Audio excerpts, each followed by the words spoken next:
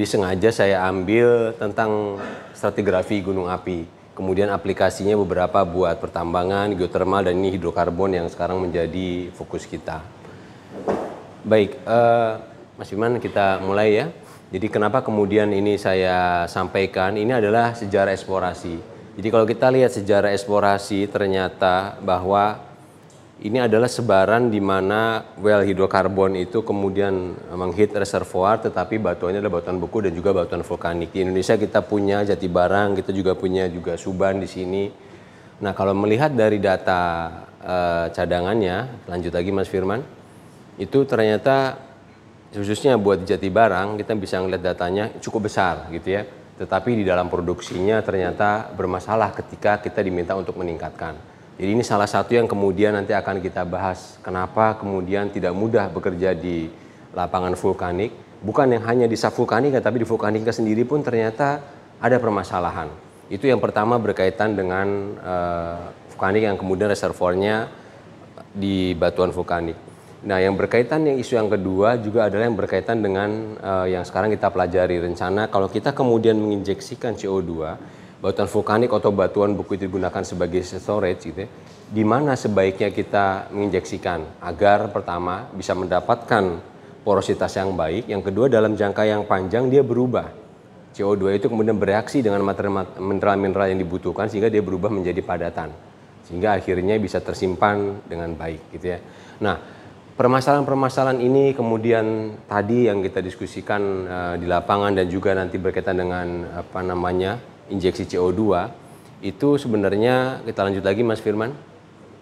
Karena konsep stratigrafi yang kemudian kita pelajari salah satunya adalah stratigrafi gunung api itu hanya digunakan kita sangat sederhana sekali.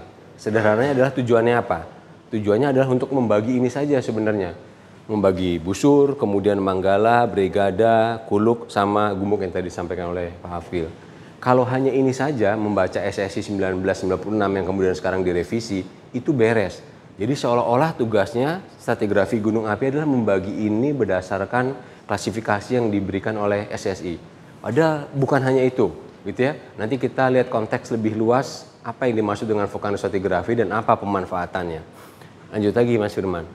Nah, kita lihat sekarang definisi busur misalkan. Busur itu di Indonesia secara ini kita memiliki 4 busur. Ada yang dikatakan sebagai busur Sunda, kemudian busur Banda, kita punya Halmahera, kemudian adalah Sangihe.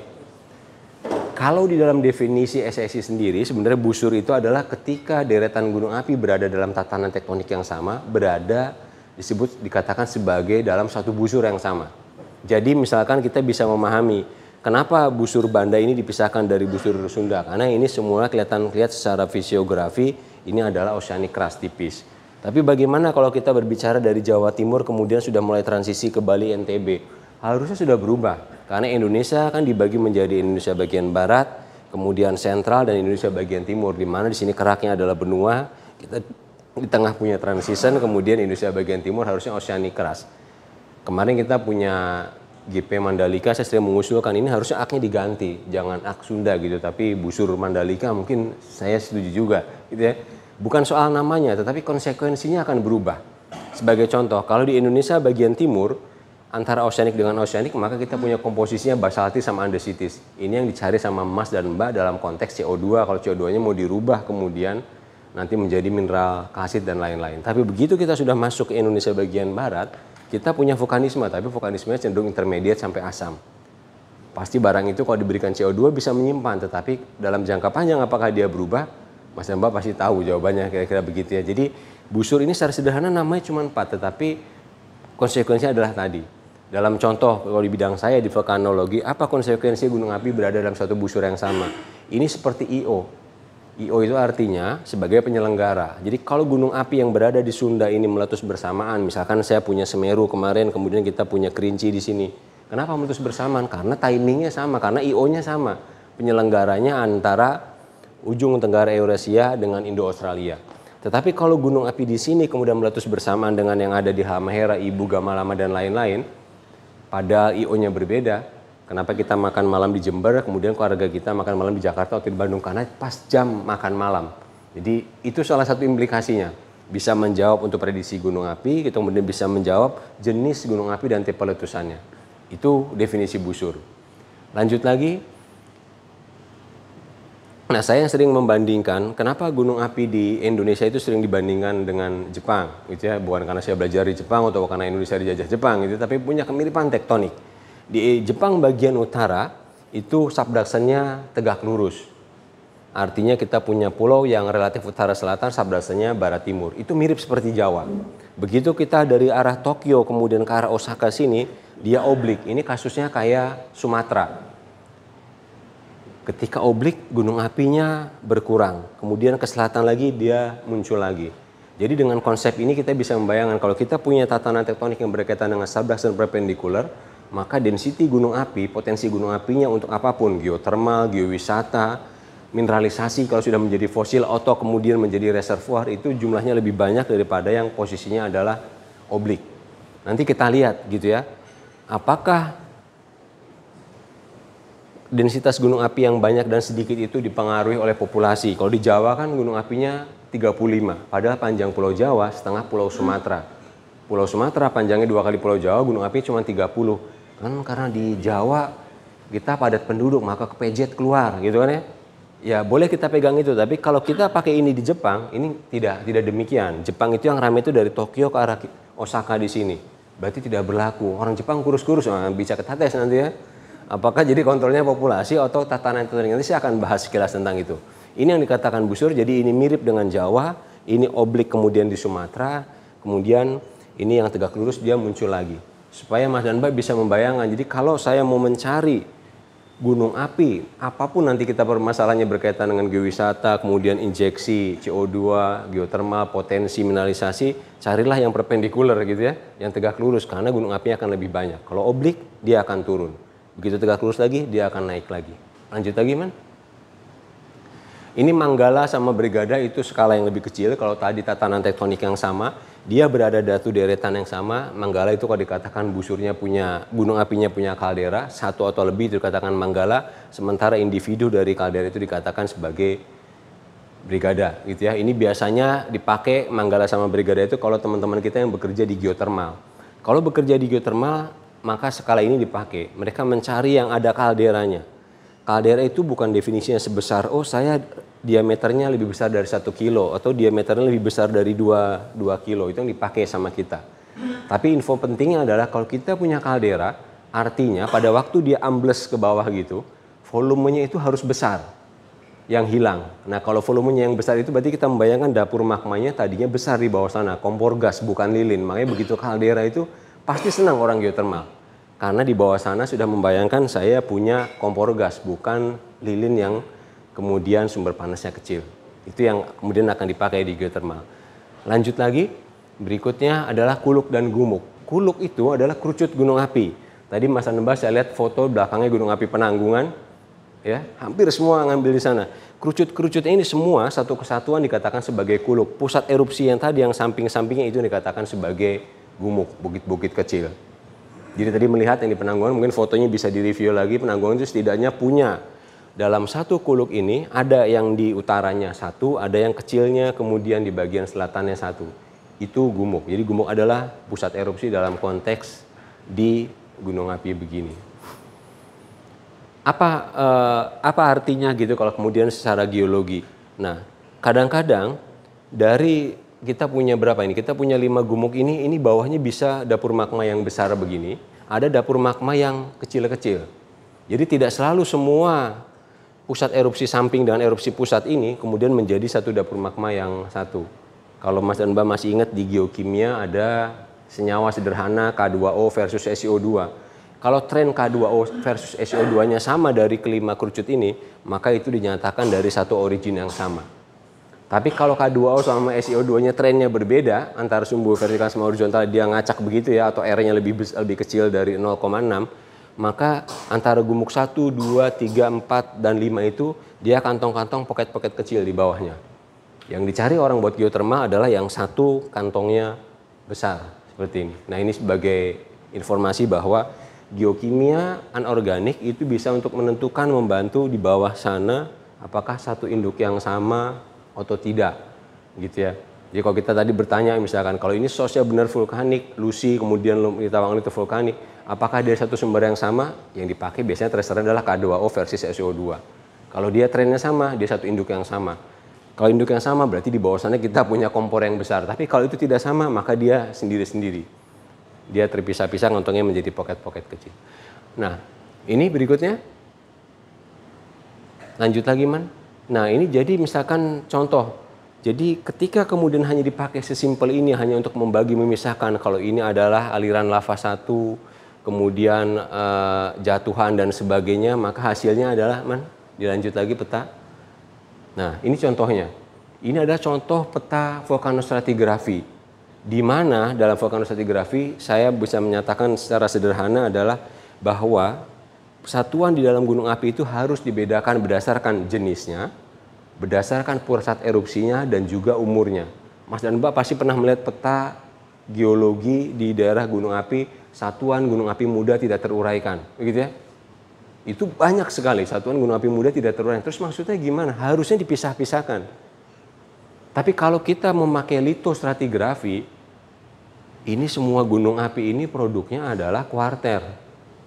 Apapun lavanya ada berapapun, lavanya itu menjadi satu warna, bisa dipahami. Laharnya menjadi satu warna, piroklastiknya satu warna, maka hanya ada 3 warna di peta itu. Akibatnya yang lava itu harusnya tadi ada 10 dihitung menjadi 1, Mas dan Mbak bisa membayangkan volumenya menjadi besar. Itu yang sering kejadian di dalam lapangan migas gitu ya. Kemudian mengkorelasikan batuan vulkanik tapi menggunakan konsep lithostratigrafi. Digabungkan semua lavanya, padahal yang harusnya dipisahkan masing-masing, kemudian diberi properti berapa reservoir, berapa ininya, porositinya, maka besar sekali jadinya. Padahal tidak bisa demikian. Mas dan Mbak yang pernah melihat misalkan lapangan Jatibarang atau manapun, dia kompartemen tuh antara satu reservoir dengan reservoir yang lainnya, tetapi tidak bisa dijelaskan dengan struktur. Berarti harus ada penjelasan lain sebenarnya. Ini mungkin salah satu penyebabnya. Ini adalah salah satu alternatif bahwa kalau di vulkanostratigrafi tidak boleh disatukan kalau urutan waktu berbeda dan sumbernya berbeda. Contoh, ini tadi kita punya Raja Basa di sini, di sampingnya di sini katakan ada pusat kerucut yang lain. Meskipun ini umurnya sama, barang ini harus dipisahkan menjadi 2 satuan yang berbeda. Nah, ini nanti dalam Mas dan Mbak kemudian menghitung berapa kapasitas storage-nya, berapa reservoir yang saya miliki di sana, barang itu yang kemudian dipisahkan antara kerucut yang satu dengan kerucut yang lainnya. Tapi kalau misalkan dari Jawa Barat sampai Jawa Timur, gunung api kuarter kemudian dihitung umurnya sama, bisa kebayang volumenya berapa besar kan? Itu kalau pakai lithostratigrafi, begitu dia pakai vulkanostratigrafi, maka setiap gunung harus dipisahkan, setiap gumuk harus dipisahkan lagi. Tidak mudah, tapi itu yang membedakan konsep vulkanostratigrafi. Contoh lainnya, ini Ijen yang besok akan kita datangin. Jadi kita akan menelusuri salah satu lava yang terpanjang di sini, kemudian kita akan melihat ya, bagaimana perubahan vertikal, bagaimana perubahan lateralnya.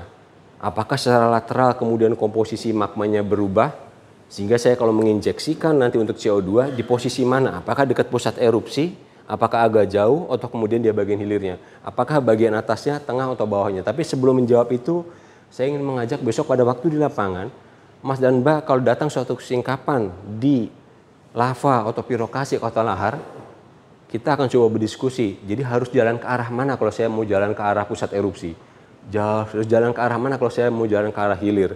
Sekarang ini secara vertikal saya berada di mana? Apakah saya di tengah-tengah lava, di bawah, atau di bagian atas? Itu perlu supaya Mas dan Mbak mendapatkan gambaran ini secara outcrop.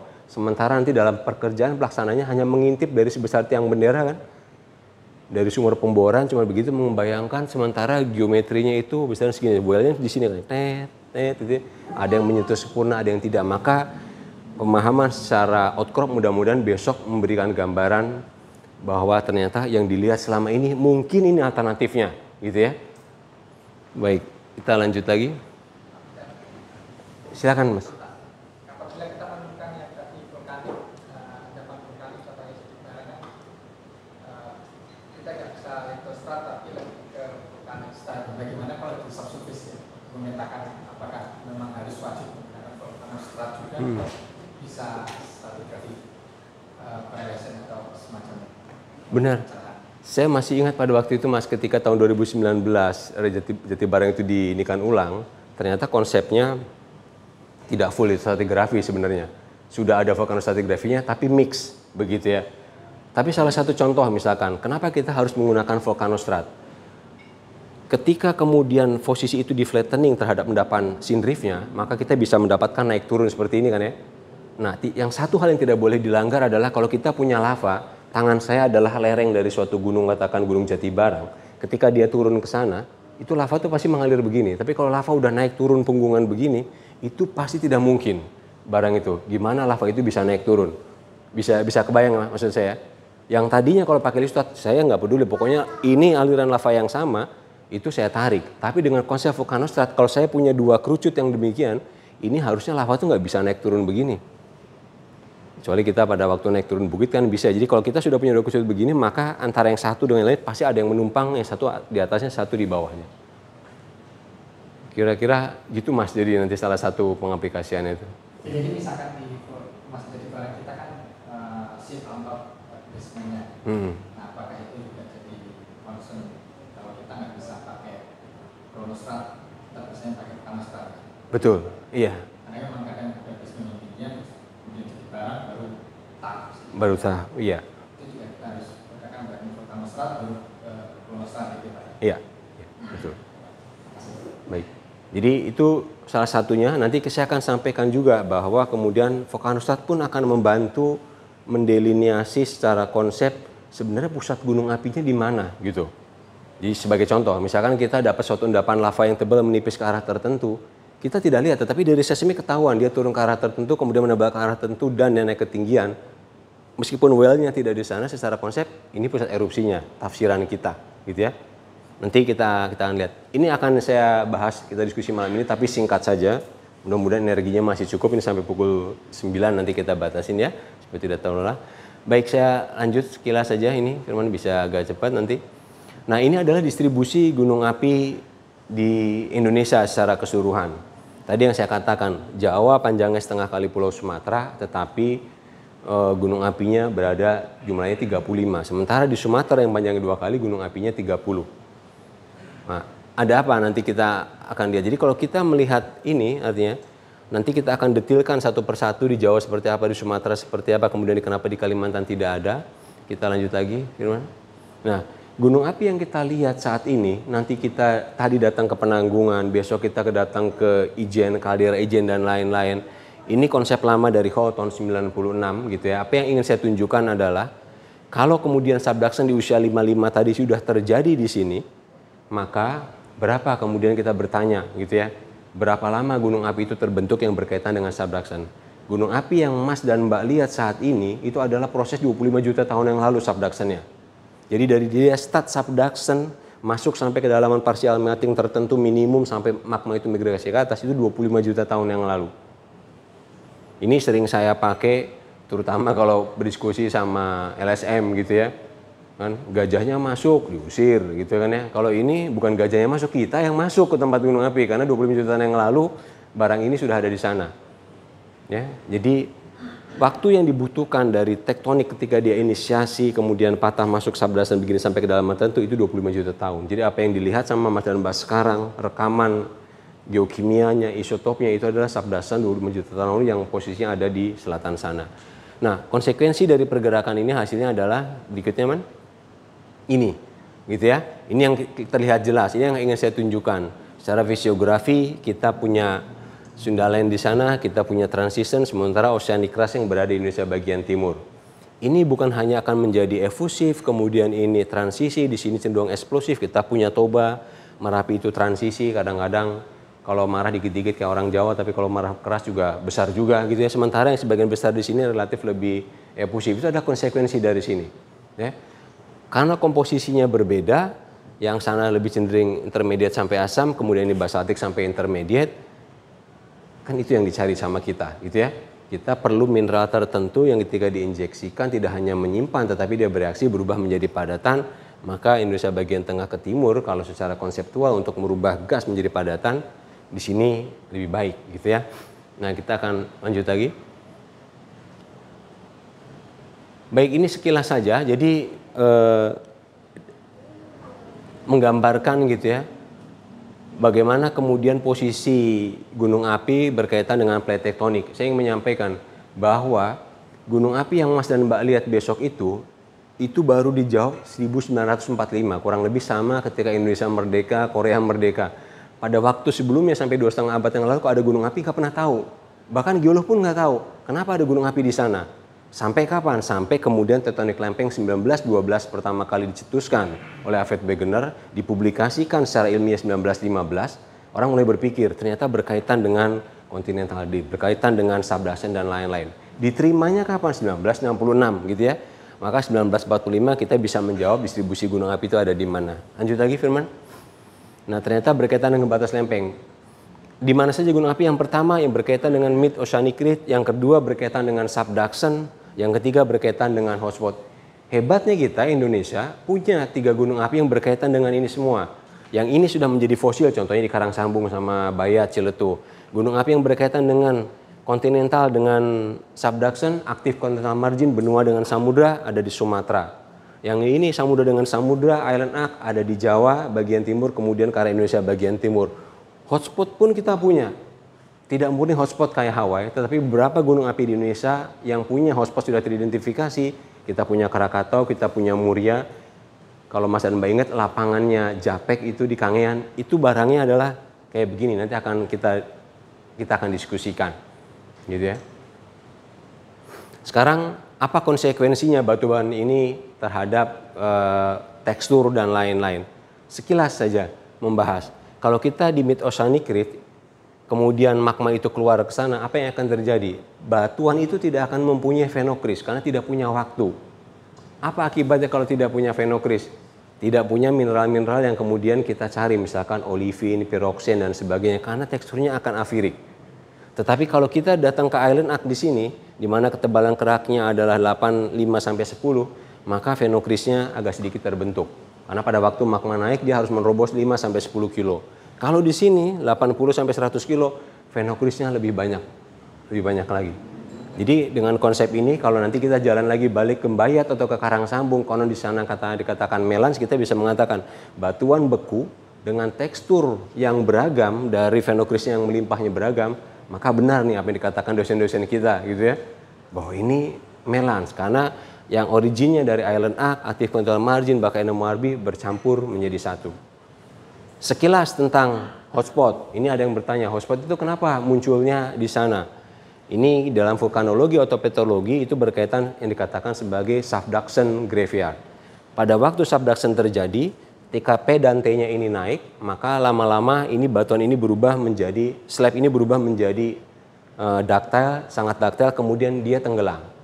Pada waktu dia tenggelam, antara batas mantel atas dengan kerak, dia melting. Antara mantel atas dengan mantel bawah, dia melting. Atau kemudian pada level yang lebih dalam lagi. Jadi hotspot ini tidak muncul dengan tiba-tiba, tetapi dikatakan sebagai subduction graveyard dari kuburan atau subduction yang kemudian dia detach dari slabnya. Jadi kita punya 3 ini, nanti kita lihat di Indonesia ada di mana saja. Lanjut lagi. Ini sebagai gambaran bahwa ternyata gunung api itu berkaitan erat dengan batas lempeng. Lanjut lagi, Man. Saya tidak terlalu sepakat dengan dikatakan ring of fire. Jadi kalau ring itu harusnya kan tertutup ya. Kalau tidak ya jatuh ringnya. Ini mungkin dikatakan belt atau arc lebih ini gitu ya. Tapi dikatakan ini karena dia hampir melingkar. Padahal kalau kita lihat pada beberapa tempat dia tidak muncul. Nah kalau kita lihat gambaran ini, sebagian besar berkaitan dengan batas lempeng. Ada yang di aktif continental margin di Amerika bagian baratnya, kemudian di Indonesia kita punya island arc, punya aktif continental margin, dan beberapa yang berada di tengah ini dikatakan sebagai hotspot. Kita lihat satu persatu, Man. Maju lagi. Pada batas lempeng yang divergen pemekaran, ya, ada hal yang bisa kita pelajari dari pemekaran lantai samudra adalah, lanjut, Man.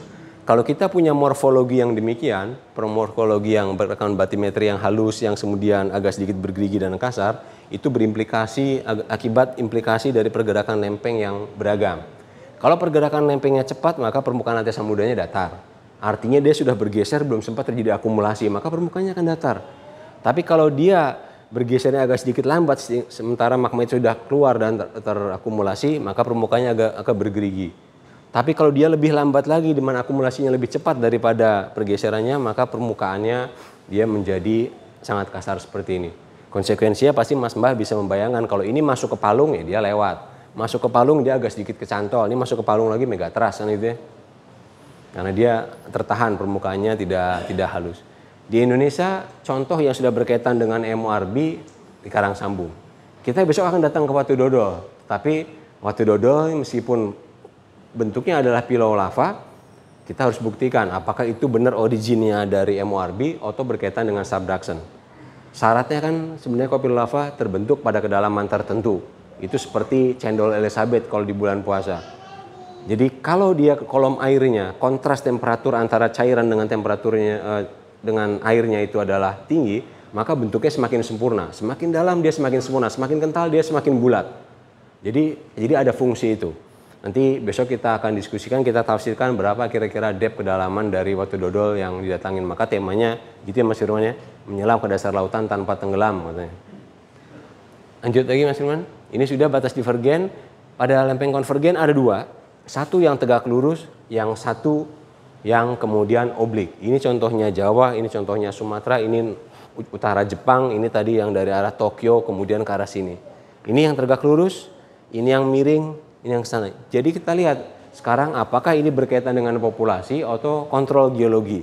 Penjelasannya adalah demikian. Di dalam satu subduction system ternyata ada kedalaman tertentu lempeng yang masuk itu subducted slab itu mulai melting. Ini kalau saya zoom berikutnya ternyata ada dua kedalaman. Ketika posisinya perpendikular, ini Jawa arah masuknya pulaunya itu barat timur, subduction utara selatan, maka kedua kedalaman ini tercapai. Maka gunung apinya tadi yang saya katakan pada waktu diskusi pertama, kita punya gunung api dekat Palung, punya gunung api di belakang Palung. Kalau di Jawa Barat kita punya Papandayan, utaranya Tangkuban Perahu, kita punya Galunggung, utaranya ada Ciremai. Gambaran ini, itu coak ini ada maknanya. Maknanya adalah ini menunjukkan kaldera. Karena kaldera itu menunjukkan volume yang besar, itu bisa dipahami seperti ini. Ketika slab masuk pertama kali, kandungan air di dalam sedimen dan pori-pori batuan itu banyak. Jadi seperti kalau kita meras kain pel pertama kali, keluar airnya banyak. Maka cikal bakal magmanya menjadi besar. Perasan kedua tinggal sedikit, maka volumenya lebih kecil. Karena dia lebih banyak, ini di sini kompor gas, di sini kemudian adalah lilin, maka pada waktu dia erupsi dikeluarkan besar, terjadi kekosongan akibat volume yang besar, maka kaldera terbentuk umumnya di gunung api yang berada ke Palung. Maka karena kompornya lebih besar, maka geotermal itu lebih banyaknya di gunung api yang dekat Palung. Coba di Jawa Barat, Wayang Windu, Patuha, dan lain-lain. Yang di utara sudah dikembangkan? Bisa, tetapi dari sisi ini volumetrik, yang di sini yang dicari. Nah ini, siap Mas Agus?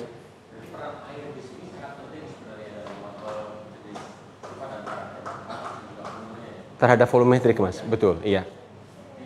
Kalau dulu persepsi kita kan air itu nggak berperan, ternyata justru di sini sangat berperan ketika air itu keluar dari slide yang turun. Betul, jadi air yang masuk bersama subducted slab di sini itu yang berkontribusi.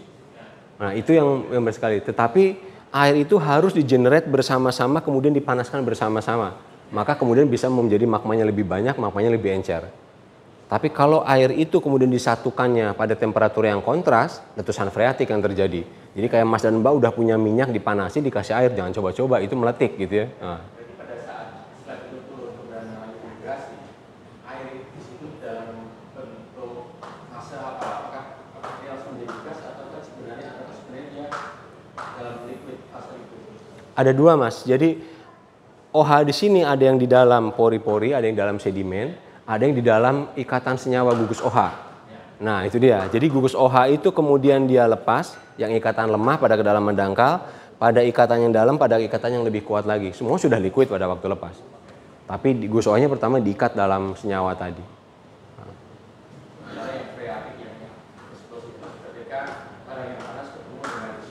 Iya, ketika ketemu shallow water di sini, itu yang freatik. Jadi sudah terlalu panas magmanya, dikasih air yang dingin, dia meletik. Tapi kalau di start bersama-sama, dia lepas, mengencerkan.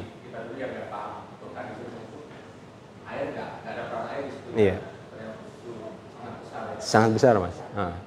Besar. Ya, Mas Gogo? Ini kan meltingnya batuan yang masuk ke situ.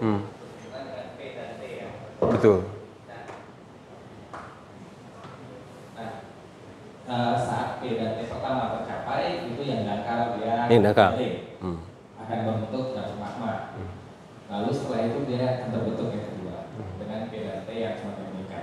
Nah, pertanyaannya apa yang terjadi di antara dua titik itu? Apakah tidak ada melting, tidak akan ada terbentuk dapur magma atau seperti apa? Kenapa hanya dua?